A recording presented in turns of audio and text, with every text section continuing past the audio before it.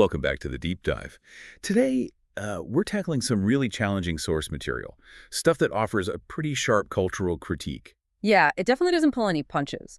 The sources we've got basically label modern culture as, well, the me generation. It's a strong label. Mm, So our mission today, I think, is twofold. First, we need to unpack what the sources mean by that. mm. Where does this self-interest actually show up in, everyday life? Right, not just theory, but actual behaviors. hmm And then second, we need to look at the action plan these sources propose. It's quite specific, almost radical, about shifting away from that self-focus towards service. Absolutely. And there's this visual hook right up front in the material, basically saying life isn't meant to be lived glued to screens. It's about getting out there, engaging, serving. It really sets a tone, a contrast between maybe shallow satisfaction and something deeper. Okay, so before we get to the solutions, let's really get into the diagnosis, this me generation mindset. The sources define it as that kind of constant background noise, that cultural whisper telling us, put yourself first. Yeah. Do what makes you happy. Look out for number one. It sounds like basic common sense sometimes, even empowerment, right? Exactly. But the argument here is that it's taken to an extreme. It becomes almost like a trap, self-absorption.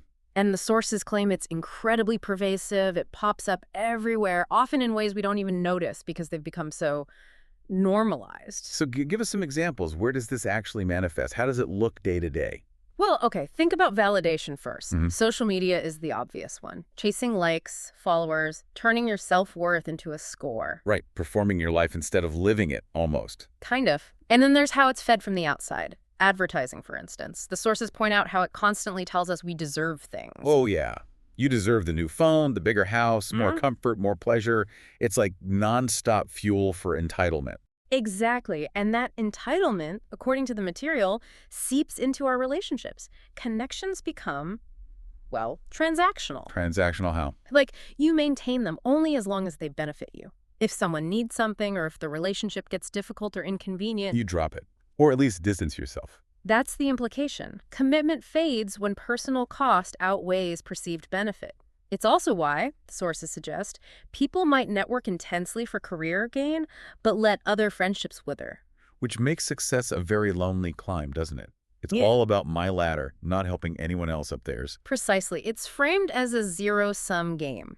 And another big indicator the sources highlight is around time, especially my time. Ah, the sacred me time. Yeah. Feeling intensely frustrated or resentful if someone else's needs interrupt your plans, your workout, your relaxation. Even family needs sometimes. Especially family, sometimes. The source argues that consistent irritation about interruptions is a huge red flag. It suggests your comfort has taken automatic priority. Okay, but hang on. There's a lot of talk these days about boundaries, self-care, avoiding burnout. That's important too, right? Where do the sources draw the line? How do you tell healthy self-preservation from, well, selfishness? That's a really critical point, and the source material does address it. It argues the difference lies in the intent. Are you protecting your time because you're genuinely depleted and need to recover to function? That's necessary self-preservation. Okay. Or are you protecting it because you feel entitled to comfort and convenience above all else, and any disruption feels like an affront?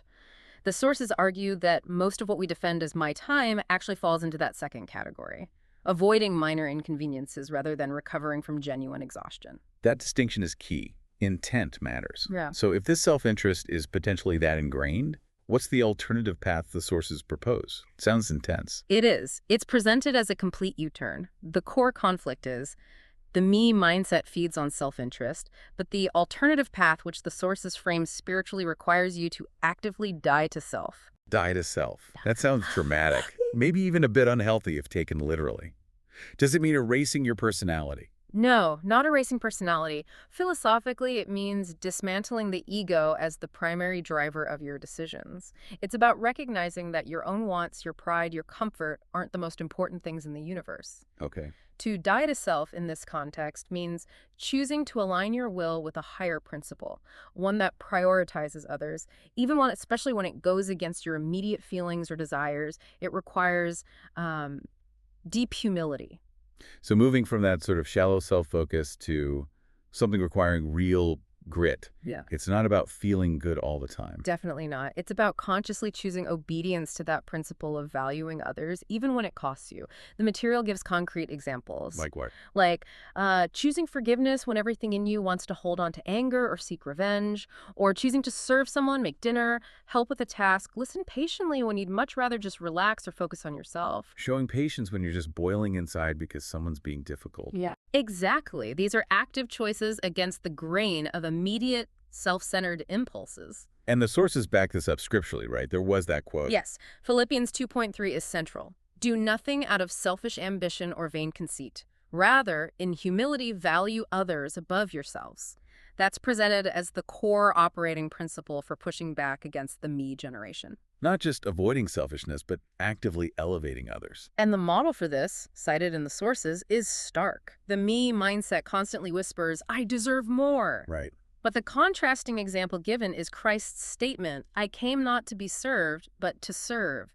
That flips the entire purpose of existence from getting to giving. From entitlement to contribution.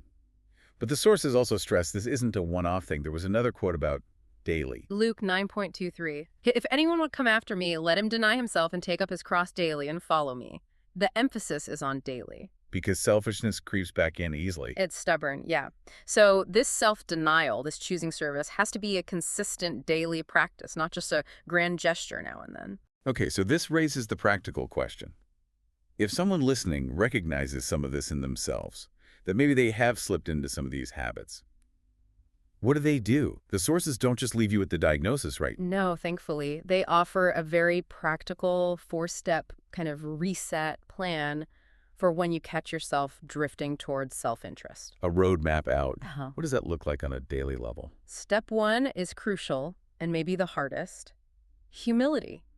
You have to stop and acknowledge it. Admit it to yourself, maybe in prayer, as the source suggests. The phrase used is pride grows in the dark. Meaning you can't fix what you won't admit is broken. Exactly. So own it. Okay, I was being selfish in that thought, or I prioritized my convenience there. That's the start. Then what? Step 2 is actively asking for a perspective shift. The source suggests praying to see people the way you see them. It's about consciously trying to change your lens. Moving people from being obstacles or tools for your comfort. To being individuals with needs and value equal to or greater than your own in that moment. Okay, step 3. Take action immediately. Do one small thing that demonstrates love or service, and this is key. It has to cost you something. Costs you like money. Could be money, or time, or convenience.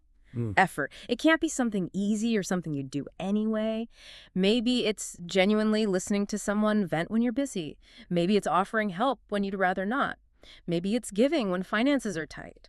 That element of sacrifice is what makes it push back against selfishness. Because service without sacrifice isn't really denying self. It's just being nice when it suits you. That's the idea. And step 4 tackles the long game. Repeat daily. Right, because selfishness doesn't just vanish. Nope. It's a habit. So you replace the habit of self-focus with the habit of other focus, one small, costly action at a time, little by little. Okay, so that's the daily reset. How does this connect to bigger lifestyle changes? The sources mention some life application shifts too. Yeah, it's about making this internal shift drive external behavior consistently. The core change is the fundamental question you ask yourself. Instead of starting the day with, what do I want? Or what do I need to get done for me? You consciously switch it. Ask, who can I serve today? Or what can I give? That simple reframing, if you actually do it, changes everything that follows. How you react in traffic, how you answer emails, how you interact with family. That's a powerful shift. And then there were those specific trades recommended, practical swaps we can make. Yes, 3 specific trades to try. Like this week, small things, but designed to directly counteract common me-first habits. What's the first one? Trade scrolling for a real conversation. Put the phone down, step away from the passive screen time, and actively engage with the person. Really listen, really connect. Moving from consumption to connection. Okay, second trade. This one hits the finances. Trade one personal purchase for generosity. Intentionally skip buying something for yourself, maybe that coffee, that small gadget, whatever, and give that money or resource away instead. Directly prioritizing someone else's need, or just an act of giving over your own want. Tangible. No, very tangible. And the last trade, this one probably hits the hardest for most people. Let me guess. Time. You got it. Trade my time for someone else's need. This is the big one. Voluntarily giving up your protected free time, your convenience, to help someone else with their problem, their need, something that offers no direct benefit to you. Helping a neighbor move, volunteering when you're tired, babysitting unexpectedly. Things like that. That's presented as the real acid test of moving from self-service to other service. So taken together, these steps, admitting it, reframing the question, making these small, costly trades, this is the practical path the sources lay out. That's the core of it. It's not about some massive overnight transformation necessarily. It's about the cumulative effect of these small, daily, intentional choices to prioritize others over self. It really emphasizes that humility and discipline are needed. Acknowledging the drift towards self and then actively, repeatedly choosing the harder path of service, even in tiny ways. Exactly. It boils down to reorienting your whole life, not around maximizing personal comfort, but around looking for opportunities, however small, to lift others up. Which brings us back to that final, really provocative question the source material leaves us with. Yeah, it's a powerful one to reflect on. What would our communities, our workplaces, our families, what would they actually look like if serving others became the default, the norm, instead of serving ourselves? That really is something to think about. And maybe, based on this deep dive, something to start acting on, even in small ways, starting today.